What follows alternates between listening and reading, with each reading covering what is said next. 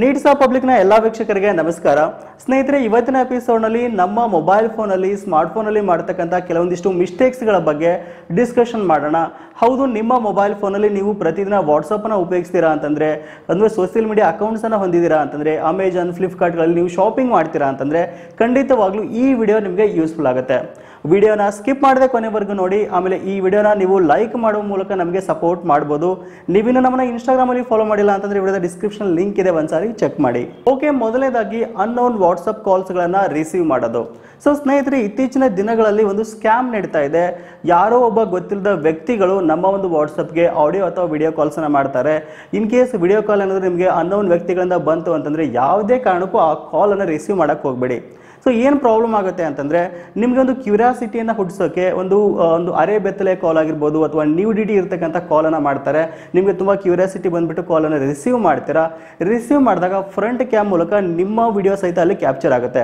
ಆ ಟೈಮ್ನಲ್ಲಿ ಕಾಲ್ ಮಾಡಿದ ವ್ಯಕ್ತಿ ಆ ಒಂದು ಕಾಲನ್ನು ರೆಕಾರ್ಡ್ ಮಾಡಿಬಿಟ್ಟು ನಂತರ ನಿಮಗೆ ಒಂದು ಬ್ಲಾಕ್ ಮೇಲ್ ಮಾಡುವ ಸಾಧ್ಯತೆ ಇರುತ್ತೆ. ಆ ಒಂದು ವಿಡಿಯೋನ ಬೇರೆ ಬೇರೆ ಪ್ಲಾಟ್ಫಾರ್ಮ್ಗಳಲ್ಲಿ ಅಪ್ಲೋಡ್ ಮಾಡುವ ಸಾಧ್ಯತೆ ಇರುತ್ತೆ. ಸೊ ಒಂದು ಸ್ಕ್ಯಾಮ್ ತುಂಬ ದಿನಗಳಿಂದ ವಾಟ್ಸಪ್ನಲ್ಲಿ ನಡೀತಾ ಇದೆ.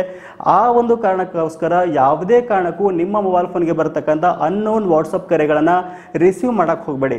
ಸೊ ನಿಮಗೆ ಕ್ಯೂರಿಯಾಸಿಟಿಗೆ ನೀವು ರಿಸೀವ್ ಮಾಡಿದ್ರೂ ಕೂಡ ಸಡನ್ ಆಗಿ ನೀವು ಪಿಕ್ ಮಾಡಿದ ತಕ್ಷಣ ಒಂದು ಫ್ರಂಟ್ ಕ್ಯಾಮ್ರಾ ಏನಿರುತ್ತಲ್ಲ, ಆ ಒಂದು ಕ್ಯಾಮ್ರಾ ಮೇಲೆ ನಿಮ್ಮ ಒಂದು ಕೈನ ಅಡ್ಡಾಗಿ ತಂದ್ರಿ ಅಂತಂದರೆ ನಿಮ್ಮ ಒಂದು ವಿಡಿಯೋ ಕ್ಯಾಪ್ಚರ್ ಆಗೋದಲ್ಲಿ ಒಂದು ತಪ್ಪುತ್ತೆ. ಇತ್ತೀಚಿನ ದಿನಗಳಲ್ಲಿ ಒಂದು ಸ್ಕ್ಯಾಮ್ ತುಂಬಾ ನಡೀತಾ ಇರೋದ್ರಿಂದ ವಾಟ್ಸಪ್ನ ಉಪಯೋಗಿಸ್ತಕ್ಕಂಥ ನಿಮ್ಮ ಎಲ್ಲ ಸ್ನೇಹಿತರಿಗೆ ಈ ಕೂಡ ಈ ಒಂದು ವಿಡಿಯೋನ ಶೇರ್ ಮಾಡಿ, ಅವ್ರಿಗೂ ಕೂಡ ಒಂದು ಮಾಹಿತಿ ಗೊತ್ತಾಗುತ್ತೆ. ಓಕೆ, ಇನ್ನು ಎರಡನೇದಾಗಿ ವೀಕ್ ಪಾಸ್ವರ್ಡ್ಸ್ ಅನ್ನ ಉಪಯೋಗಿಸೋದು. ಸೊ ನೀವು ತುಂಬಾ ಒಂದು ಅಕೌಂಟ್ಸ್ ಅನ್ನ ಹೊಂದಿರ್ತೀರಾ. ನಿಮ್ಮ ಒಂದು ಬ್ಯಾಂಕ್ ಅಕೌಂಟ್ ಆಗಿರ್ಬೋದು, ನೆಟ್ ಬ್ಯಾಂಕಿಂಗ್ ಖಾತೆ ಆಗಿರ್ಬೋದು, ಅಥವಾ ನಿಮ್ಮ ಒಂದು ಜಿಮೇಲ್ ಅಕೌಂಟ್ ಆಗಿರ್ಬೋದು, ಫೇಸ್ಬುಕ್ ಅಕೌಂಟ್ ಆಗಿರ್ಬೋದು, ಟ್ವಿಟರ್ ಅಕೌಂಟ್ ಆಗಿರ್ಬೋದು, ಇನ್ಸ್ಟಾಗ್ರಾಮ್ ಅಕೌಂಟ್ ಆಗಿರ್ಬೋದು, ಆಮೇಲೆ ಬೇರೆ ಬೇರೆ ವೆಬ್ಸೈಟ್ಗಳಲ್ಲಿ ನೀವು ಅಕೌಂಟ್ಸ್ ಅನ್ನ ಕ್ರಿಯೇಟ್ ಮಾಡಿರ್ತೀರಾ.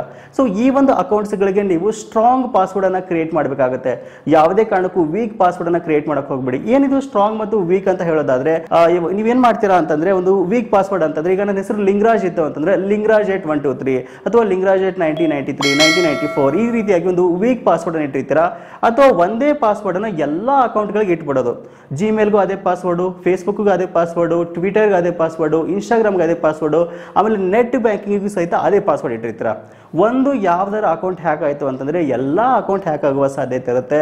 ಹಾಗಾಗಿ ಯಾವುದೇ ಕಾರಣಕ್ಕೂ ಒಂದೇ ಪಾಸ್ವರ್ಡನ್ನು ಎಲ್ಲ ಅಕೌಂಟ್ಗಳಿಗೆ ಇಡಕ್ಕೆ ಹೋಗಬೇಡಿ. ವೀಕ್ ಪಾಸ್ವರ್ಡನ್ನು ಯೂಸ್ ಮಾಡೋಕ್ಕೆ ಹೋಗಬೇಡಿ.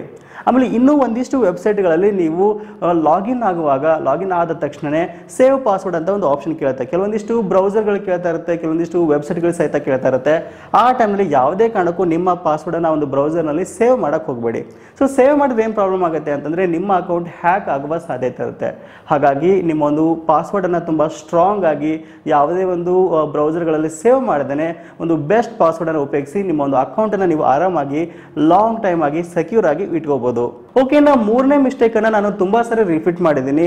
ಒಂದು ಫೇಕ್ ಲಿಂಕ್ಸ್ಗಳಂತ ಹೇಳ್ಬೋದು. ನಿಮ್ಮ ಒಂದು ವಾಟ್ಸಪ್ಗೆ, ಫೇಸ್ಬುಕ್ಗೆ ಟೆಕ್ಸ್ಟ್ ಮೆಸೇಜ್ ಆಗಿರ್ಬೋದು, ನಿಮ್ಮ ಒಂದು ವಾಟ್ಸಪ್ ಗ್ರೂಪ್ಗಳಲ್ಲಿ ಒಂದಿಷ್ಟು ಲಾಟ್ರಿ ಮೆಸೇಜ್ಗಳು ಹರಿದಾಡ್ತಾ ಇರುತ್ತೆ. ಸೊ ಒಂದು ಲಿಂಕ್ ಮೇಲೆ ಕ್ಲಿಕ್ ಮಾಡಿ ಕೆಲವೊಂದಿಷ್ಟು ಕ್ವಶನ್ಸ್ಗೆ ಆನ್ಸರ್ ಮಾಡಿ, ನಿಮಗೆ 10,000 ರೂಪಾಯಿ ಲಾಟ್ರಿ ಸಿಗುತ್ತೆ, 500 ರೂಪಾಯಿ ಪೇಟಿಎಂ ಕ್ಯಾಶ್ ಸಿಗುತ್ತೆ, ಡೈರೆಕ್ಟಾಗಿ ನಿಮ್ಮ ಅಕೌಂಟ್ಗೆ ಡೆಪಾಸಿಟ್ ಆಗುತ್ತೆ. ಈ ರೀತಿಯಾಗಿ ಒಂದಿಷ್ಟು ಫೇಕ್ ಲಿಂಕ್ಸ್ಗಳು ಬರ್ತಾ ಇರುತ್ತೆ. ಯಾವುದೇ ಕಾರಣಕ್ಕೂ ಒಂದು ಸಸ್ಪೀಸಿಯಸ್ ಇರ್ತಕ್ಕಂಥ ಲಿಂಕ್ಸ್ಗಳ ಮೇಲೆ, ಆ ಒಂದು ಫೇಕ್ ಲಿಂಕ್ಸ್ಗಳ ಮೇಲೆ ಕ್ಲಿಕ್ ಮಾಡಕ್ಕೆ ಹೋಗಬೇಡಿ. ಇನ್ ಕೇಸ್ ನೀವಾದ್ರೂ ಕ್ಲಿಕ್ ಮಾಡಿದ್ರಿ ಅಂತಂದ್ರೆ ಖಂಡಿತವಾಗ್ಲೂ ನಿಮ್ಮ ಒಂದು ಮೊಬೈಲ್ ಫೋನ್ ಆಗಿರ್ಬೋದು ಅಥವಾ ನಿಮ್ಮ ಒಂದು ಅಕೌಂಟ್ಸ್ಗಳು ಹ್ಯಾಕ್ ಆಗುವ ಸಾಧ್ಯತೆ ಇರುತ್ತೆ. ಯಾವುದೇ ಕಾರಣಕ್ಕೂ ಮತ್ತೆ ರಿಪೀಟ್ ಮಾಡ್ತಾ ಇದ್ದೀನಿ, ಒಂದು ಲಿಂಕ್ ಸಮೇತ ಬರತಕ್ಕಂಥ ಒಂದು ಮೆಸೇಜಸ್ಗಳನ್ನು ಜಸ್ಟ್ ಇಗ್ನೋರ್ ಮಾಡಿಬಿಡಿ. ಆಮೇಲೆ ನಿಮ್ಮ ಸ್ನೇಹಿತರಿಗೆ ಸಹಿತ ಇಂತಹ ಒಂದು ಮೆಸೇಜ್ಗಳನ್ನು ಯಾವುದೇ ಕಾರಣಕ್ಕೂ ಫಾರ್ವರ್ಡ್ ಮಾಡಕ್ಕೆ ಹೋಗಬೇಡಿ. ಓಕೆನಾ, ನೆಕ್ಸ್ಟ್ ಮಿಸ್ಟೇಕು ತುಂಬ ಒಂದು ಕಾಮನ್ ಮಿಸ್ಟೇಕ್ ಅಂತ ಹೇಳ್ಬೋದು. ಪ್ರತಿಯೊಬ್ಬರಿಗೆ ಒಂದು ತಪ್ಪನ್ನ ಮಾಡ್ತಾ ಇರ್ತೀವಿ. ಇಂಟರ್ನೆಟ್ ಅಂದರೆ ಯಾರಿಗೆ ಇಷ್ಟ ಅಲ್ಲ ಹೇಳಿ? ಫ್ರೀಯಾಗಿ ಇಂಟರ್ನೆಟ್ ಕೊಡ್ತೀವಿ ಅಂತಂದರೆ ಯಾರು ತಾನೇ ಬಿಡ್ತಾರೆ? ಸೊ ಒಂದು ಫ್ರೀ ವೈಫೈ ಹಾಟ್ಸ್ಪಾಟ್ಗಳನ್ನು ಉಪಯೋಗಿಸೋದು ಅಥವಾ ಫ್ರೀ USB ಚಾರ್ಜಿಂಗ್ ಪಾಯಿಂಟ್ಸ್ಗಳನ್ನ ಉಪಯೋಗಿಸೋದ್ರ ಬಗ್ಗೆ. ಸೊ ನೀವು ಎಲ್ಲಾದರೂ ಟ್ರಾವೆಲ್ ಮಾಡ್ತಾ ಇರ್ತೀರಾ, ಬೇರೆ ಬೇರೆ ಊರುಗಳಿಗೆ ಹೋಗ್ತಾ ಇರ್ತೀರಾ, ಅಲ್ಲಿ ನಿಮಗೆ ಒಂದು ಯಾವ್ದಾದ್ರು ಒಂದು ಫ್ರೀ ಹಾಟ್ಸ್ಪಾಟ್ ಸಿಕ್ತು ಅಂತಂದರೆ, ಫ್ರೀ ವೈಫೈ ಸಿಕ್ತು ಅಂತಂದರೆ ಸಡನ್ನಾಗಿ ಕನೆಕ್ಟ್ ಮಾಡ್ಕೊಂಡ್ಬಿಟ್ಟು ನಿಮ್ಮ ಮೊಬೈಲ್ ಫೋನಲ್ಲಿ ಉಪಯೋಗಿಸೋಕೆ ಸ್ಟಾರ್ಟ್ ಮಾಡ್ತೀರಾ. ಸೊ ದಯವಿಟ್ಟು ಈ ಒಂದು ಮಿಸ್ಟೇಕ್ನ ಯಾವುದೇ ಕಾರಣಕ್ಕೂ ಮಾಡೋಕ್ಕೆ ಹೋಗಬೇಡಿ. ಸೊ ನೀವು ಒಂದು ಪ್ರೈವೇಟ್ ನೆಟ್ವರ್ಕಿಗೆ ಅಥವಾ ಫ್ರೀ ವೈಫೈ ನೆಟ್ವರ್ಕಿಗೆ ಕನೆಕ್ಟ್ ಆದಾಗ ಆ ಒಂದು ನೆಟ್ವರ್ಕ್ನಿಂದ ನಿಮ್ಮ ಮೊಬೈಲ್ ಫೋನ್ ಅಥವಾ ನಿಮ್ಮ ಒಂದು ಡೇಟಾವನ್ನು ಕದಿಯುವ ಸಾಧ್ಯತೆ ಇರುತ್ತೆ. ಸೊ ಹಾಗಾಗಿ ಈ ಒಂದು ಮಿಸ್ಟೇಕ್ನ ಯಾವುದೇ ಕಾರಣಕ್ಕೂ ಮಾಡೋಕ್ಕೆ ಹೋಗಬೇಡಿ. ಆಮೇಲೆ ಟ್ರಾವೆಲ್ ಮಾಡುವಾಗ ಕೆಲವೊಂದಿಷ್ಟು ಬಸ್ ಸ್ಟ್ಯಾಂಡ್ಗಳಲ್ಲಿ ಅಥವಾ ಬೇರೆ ಬೇರೆ ಪ್ಲೇಸ್ಗಳಲ್ಲಿ ನಿಮಗೆ ಒಂದು ಫ್ರೀಯಾಗಿ ಚಾರ್ಜ್ ಮಾಡ್ಕೊಳ್ಳೋಕೆ ಒಂದು USB ಪಾಯಿಂಟ್ಸ್ ಅನ್ನು ಕೊಟ್ಟಿರ್ತಾರೆ. ಸೊ ಯಾವುದೇ ಕಾರಣಕ್ಕೆ ಒಂದು USB ಪಾಯಿಂಟ್ಗಳ ಮೂಲಕ ನಿಮ್ಮ ಮೊಬೈಲ್ ಫೋನ್ ಚಾರ್ಜ್ ಮಾಡ್ಕೊಳ್ಳೋಕೆ ಹೋಗಬೇಡಿ.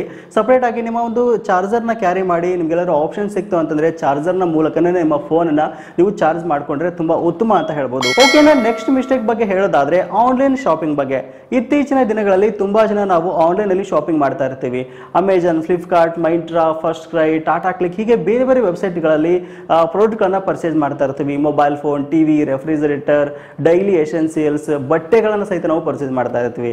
ಸೊ ಈ ಪ್ರಾಡಕ್ಟ್ ಅನ್ನ ನಾವು ಪರ್ಚೇಸ್ ಮಾಡುವಾಗ ನಾವೇನ್ ಮಾಡ್ತೀವಿ ಅಂತಂದ್ರೆ ಯೂಸುವಲಿ ಆ ಒಂದು ಪ್ರಾಡಕ್ಟ್ ರೇಟಿಂಗ್ ನೋಡ್ತೀವಿ.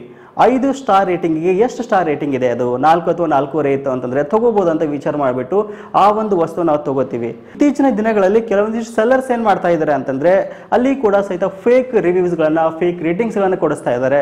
ಇದರಿಂದ ಸಹಿತ ತುಂಬಾ ಒಂದು ಕಸ್ಟಮರ್ ಸಹಿತ ಮೋಸ ಹೋಗ್ತಾ ಇದ್ದಾರೆ ಅಂತ ಹೇಳ್ಬೋದು. ಸೊ ಹಾಗಾಗಿ ನೀವು ಕಾಸ್ಟ್ಲಿ ಪ್ರಾಡಕ್ಟ್ಸ್ ನ ತಗೊಳ್ಳುವಾಗ ಅದ್ರ ಬಗ್ಗೆ ರಿಸರ್ಚ್ ಮಾಡಿ, ಸ್ಟಡಿ ಮಾಡಿಬಿಟ್ಟು ಆನ್ಲೈನ್ ಅಲ್ಲಿ ವಸ್ತುಗಳನ್ನ ಖರೀದಿ ಮಾಡೋದು ತುಂಬಾ ಉತ್ತಮ ಅಂತ ಹೇಳ್ಬೋದು. ಓಕೆ, ಇವಿಷ್ಟು ನಾವು ಪ್ರತಿದಿನ ಮಾಡ್ತಕ್ಕಂಥ ಮೊಬೈಲ್ ಫೋನ್ ಅಲ್ಲಿ ಮಾಡ್ತಕ್ಕಂಥ, ಸ್ಮಾರ್ಟ್ ಫೋನ್ ಅಲ್ಲಿ ಮಾಡ್ತಕ್ಕಂಥ ಕೆಲವೊಂದಿಷ್ಟು ಮಿಸ್ಟೇಕ್ಸ್ ಅಂತ ಹೇಳ್ಬೋದು. ವಿಡಿಯೋ ಇಷ್ಟ ಆಗಿತ್ತು ಅಂದ್ರೆ ಒಂದು ಲೈಕ್ ಮಾಡೋದನ್ನ ಮರಿಬೇಡಿ ಮತ್ತು ನಿಮ್ಮ ಎಲ್ಲಾ ಸ್ನೇಹಿತರಿಗೆ ಈ ವಿಡಿಯೋನ ಶೇರ್ ಮಾಡುವ ಮೂಲಕ ನಮಗೆ ನೀವು ಸಪೋರ್ಟ್ ಮಾಡಬಹುದು. ಓಕೆ, ಸಿಗೋಣ ಮತ್ತೆ ಮುಂದಿನ ಒಂದು ಇಂಟ್ರೆಸ್ಟಿಂಗ್ ವಿಡಿಯೋ ಜೊತೆ. Thank you for watching. Take care.